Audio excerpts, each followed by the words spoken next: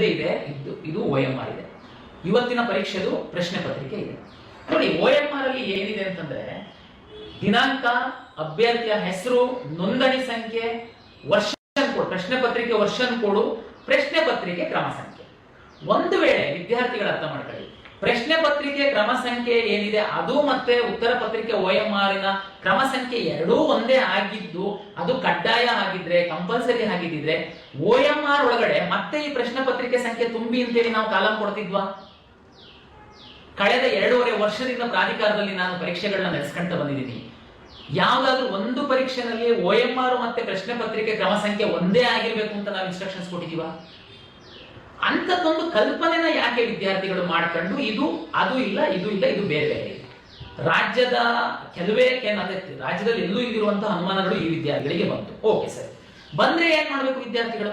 ಇದು ವ್ಯತ್ಯಾಸ ಇಲ್ಲ ಅಂತಂದ್ರೆ ಏನ್ ಮಾಡ್ಬೇಕು? ಆ ಕಾಲೇಜಿನ ಪ್ರಾಂಶುಪಾಲರು ಎಡ್ಡಿರ್ತಾರೆ, ಅವರಿಗೆ ಬರಕ್ ಹೇಳ್ಬೇಕು, ಅವರಿಗೆ ಕೇಳಬೇಕು, ಅವರು ಸಮಸ್ಯೆನ ಬಗೆಹರಿಸ್ತಾರೆ. ಓಕೆ, ಅವ್ರು ಹೇಳಿದ್ದು ನಿಮಗೆ ನಂಬಿಕೆ ಇಲ್ಲ.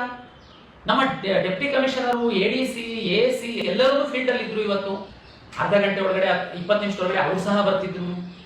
ಇದು ಯಾವುದು ಮಾಡದೆ ಈ ಒಂದು ಪರೀಕ್ಷಾ ಕೇಂದ್ರದಲ್ಲಿ ನೀವು ಕೆಲವು ವಿದ್ಯಾರ್ಥಿಗಳು ದಾಂಧಲೆ ಮಾಡ್ಕೊಂಡು ಇದು ಎರಡೂ ಬೇರೆ ಬೇರೆ ಇದೆ, ಹಾಗಾಗಿ ನಾನು ಪರೀಕ್ಷೆ ಬರೆಯಲ್ಲ ಅಂತ ಕಾಂಪೌಂಡ್ ಆಗಿ ಪರೀಕ್ಷಾ ಕೇಂದ್ರದಿಂದ ಹೊರಗಡೆ ಹೋಗ್ತೀರಾ ಅಂತಂದ್ರೆ ಇದ್ರ ಉದ್ದೇಶ ಏನು ನನಗೆ ಅರ್ಥ ಆಗ್ತಾ ಇಲ್ಲ. ನೋಡಿ, ನಾವಾಗಲೇ ಹೇಳಿದೆ, ಪ್ರಶ್ನೆ ಪತ್ರಿಕೆ ಲೇಟ್ ಕೊಟ್ಟಿದ್ದಾರೆ.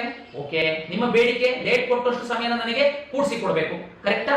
ಅದು ನಾವು ಕೊಡಬೇಕು. ನಮ್ ತಪ್ಪಾಗಿದ್ರೆ ಲೇಟಾಗಿ ಕೊಡೋದು ನಾವು ಕೊಡಬೇಕಾಗತ್ತೆ. ಓಕೆ, ಪ್ರಶ್ನೆ ಪತ್ರಿಕೆ OMR ಸಂಖ್ಯೆ 2 ಸೀರಿಯಲ್ ನಂಬರ್ ಒಂದೇ ಆಗಿರ್ಬೇಕು ಅನ್ನುವ ಯಾವ ನಿಯಮವೂ ಇಲ್ಲ, ಯಾವ ಕಂಡೀಷನ್ಸ್ ಅಲ್ಲೂ ನಾವು ಹೇಳಿಲ್ಲ. ಅದಕ್ಕೇನೆ ನಾವು OMR ಅಲ್ಲಿ ಪ್ರಶ್ನೆ ಪತ್ರಿಕೆದು ವರ್ಷನ್ ಕೋಡ್ ತುಂಬಿಸ್ಕೊಂತ ಇದೀವಿ. ಓಕೆ, ಆಯ್ತು, ಕೆಲವು ವಿದ್ಯಾರ್ಥಿಗಳಿಗೆ ಏನಾದ್ರು ಅನುಮಾನ ಬಂದಿರಬಹುದು. ಓಕೆ, ಇದು ವ್ಯತ್ಯಾಸ ಇಲ್ಲಲ್ಲ, ನಾಳೆ ಓಕೆ, ನೀವೆಲ್ಲ ಕ್ಲಾರಿಫೈ ಮಾಡ್ಕೊಳ್ಬೇಕು. ಪರೀಕ್ಷಾ ಕೇಂದ್ರದಿಂದ ಹೊರಗಡೆ ಹೋಗಿ, ಕಾಂಪೌಂಡ್ ದಾಟಿ ಹೋಗಿ ಹೊರಗಡೆ ಯಾರ ಹತ್ರ ಕ್ಲಾರಿಫಿಕೇಶನ್ ಮಾಡ್ಕೊಳಕ್ ಹೋಗಿದ್ರಿ ನೀವು?